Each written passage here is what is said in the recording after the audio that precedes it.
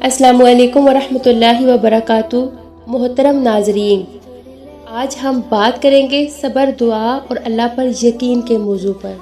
دنیا چھوڑ دیتی ہے مگر اللہ کبھی نہیں چھوڑتا۔ زندگی کے امتحان کبھی آسان نہیں ہوتے۔ لوگ تمہاری کمزوری دیکھ کر ہنس سکتے ہیں، تمہیں حقیر سمجھ سکتے ہیں، لیکن یاد رکھیں جو کچھ اللہ نے آپ کے لیے لکھ دیا ہے اسے کوئی طاقت نہیں بدل سکتی۔ آج اگر حالات مشکل ہیں تو کل یہی مشکلات آپ کی کامیابی کا سبب بنے گی۔ نبی کریم صلی اللہ علیہ وسلم نے فرمایا، جان لو کہ مدد صبر کے ساتھ ہے، خوشحالی تنگی کے ساتھ ہے اور بے شک آسانی مشکل کے ساتھ ہے۔ ترمذی کی حدیث ہے۔ یہ حدیث ہمیں یہ سکھاتی ہے کہ ہر آزمائش کے بعد سکون ہے۔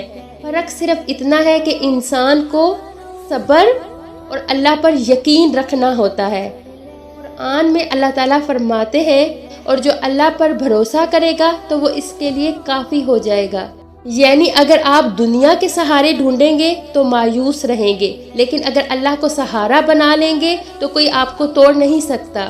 حضرت یعقوب علیہ السلام نے حضرت یوسف علیہ السلام کے جدائی میں فرمایا تھا، میں اپنا غم اور اپنی فریاد صرف اللہ کے سامنے بیان کرتا ہوں۔ یہی اصل راز ہے۔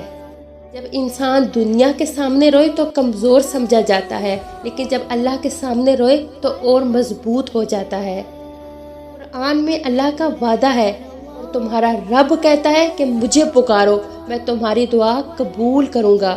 ناظرین، کبھی ہمت نہ ہاریں، کبھی مایوس نہ ہوں۔ دعا، صبر اور یقین کو اپنا سہارا بنا لیں۔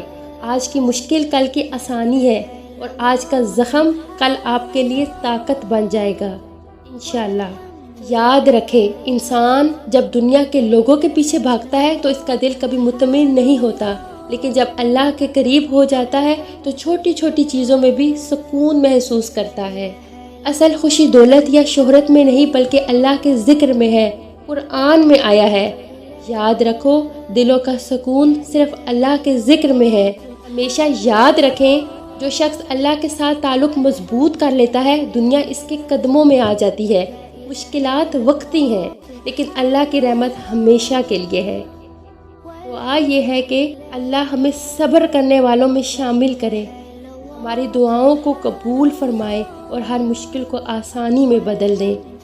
آمین یا رب العالمین۔ آخر میں اگر ویڈیو اچھی لگی ہو تو اسے لائک کریں، شیئر کریں اور چینل کو سبسکرائب کریں۔ شکریہ۔